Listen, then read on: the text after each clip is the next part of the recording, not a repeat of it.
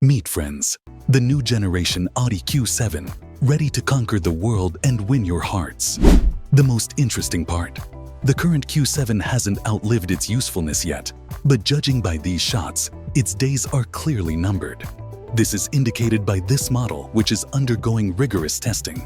Competition in this segment remains extremely high, and to maintain its leadership, the German brand from Ingolstadt will release the third generation of this popular SUV, expected to go on sale in 2026. Over the past 6 months, several test prototypes of the new Q7 have been spotted on the roads. However, the latest spy photos provide the most complete view yet of what the updated model will look like. Although the car is still heavily camouflaged, one important detail has become clear. One of the prototypes is already equipped with the final rear lights that will be used in the production version. The rear lights of the future Q7 have a thin horizontal shape and slightly curve around the car's corners. These lights are connected by a light strip, which visually increases the car's width and gives it a more modern and dynamic appearance. A typical feature for most modern cars, the front end reveals more defined contours of the main headlights, which will undoubtedly be dual level, despite the camouflage. Overall, the front of the Q7 will closely resemble the Q6 e-tron and the recently unveiled Q5. The flagship will be designed in the same style, so there's nothing surprising about that. And what about the interior? Hold on tight, because there are plenty of surprises there too. To start, we've only caught a glimpse of a portion of the interior. Everything brave paparazzi could see was covered with black camouflaged panels. First, the Q7 will feature a massive curved screen that stretches across the entire cabin and smoothly transitions into the center console.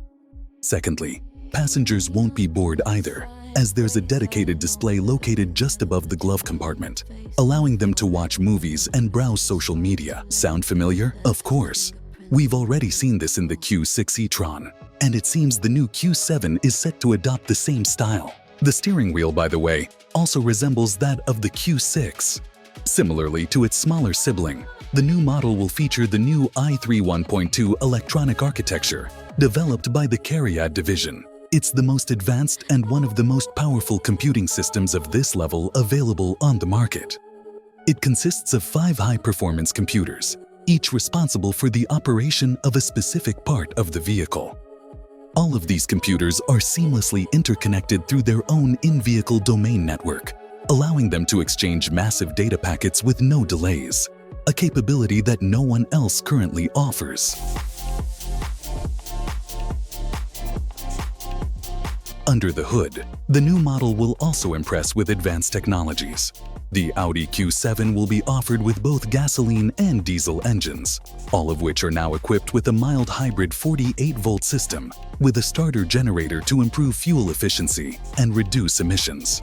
Additionally, the Q7 will be available as a plug-in hybrid, featuring a 3-liter V6 engine and an electric motor integrated with an 8-speed ZF automatic transmission, allowing up to 100 kilometers of electric-only driving.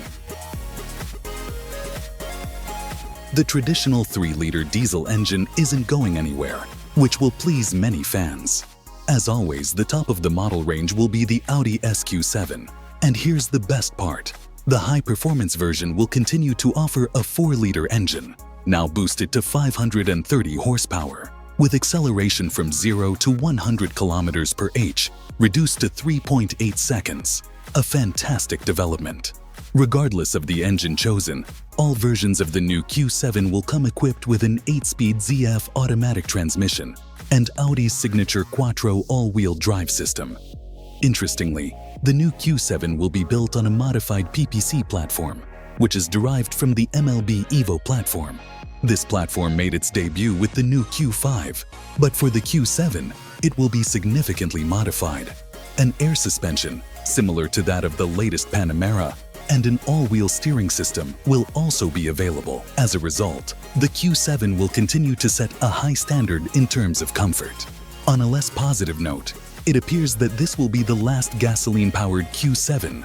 with the next generation likely to transition entirely to electric. This may not appeal to everyone. Series production of the new Q7 is expected to start in the second half of 2025, with availability at dealerships projected for 2026. However, several stages of testing and refinements remain, including rigorous trials in challenging conditions in Southern Europe.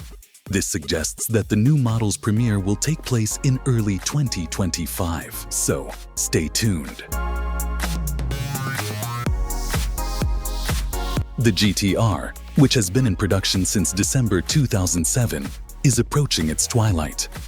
Many markets have already bid farewell to this supercar, and in 2025, the final R35 models will roll off the assembly line. However, Nissan isn't killing its legend without reason. The automaker is compelled to take this step.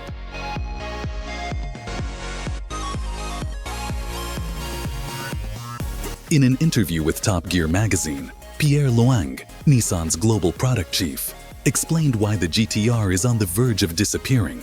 As the top manager claims, the GT-R has been on sale for 17 years, and we would have liked to continue producing it for another years. However, regulators are creating problems for us. In reality, the supercar was pulled from sale in Europe back in July 2021 due to the introduction of new noise regulations that the car no longer complied with. Around the same time, the car disappeared from the Australian market as it no longer met the updated side impact crash test requirements. When production of a model is discontinued, it is typically expected that a new generation will soon follow. However, this does not apply to the R35, according to Loing. When production of the model ends in 2025, a successor will not be produced at the Tochigi plant in Japan. With the Hyperforce concept presented last year, Nissan hinted at the possible future of a new Nissan GT-R, an electric car with solid-state batteries. It's worth remembering how long it took Nissan to bring the current generation GT-R to market. The first concept was shown in 2001, and series production only began in 2007. So it's best not to get too excited. In early 2024, Nissan's design program director Giovanni Aroba stated that a new generation GT-R could be expected by 2030. According to him, the Hyperforce is a bold but entirely achievable vision that could be realized by the end of the decade. When the high-performance coupe returns, it will take its place alongside the Z model and possibly a revived Silvia. Earlier this month, Nissan's Vice President of Global Strategy, Ivan Espinosa, announced that the company has already begun work on a third sports car. However, the project to revive the Silvia has not yet officially received the green light. Stricter regulations in Europe have already led to the discontinuation of several sports cars. This year, we lost the Toyota GR86, Subaru BRZ, and Porsche Boxster, along with the Cayman due to new cybersecurity regulations. As a result, Mazda also discontinued the 2-liter engine for the MX-5 Miata. This indicates that the era of powerful sports cars is gradually coming to an end. Perhaps in a few years, only electric cars will remain on the streets, quietly and subtly moving along the roads, reminding us of the days when the roar of engines and exhilarating speed took our breath away. But let's hope that moment comes as late as possible.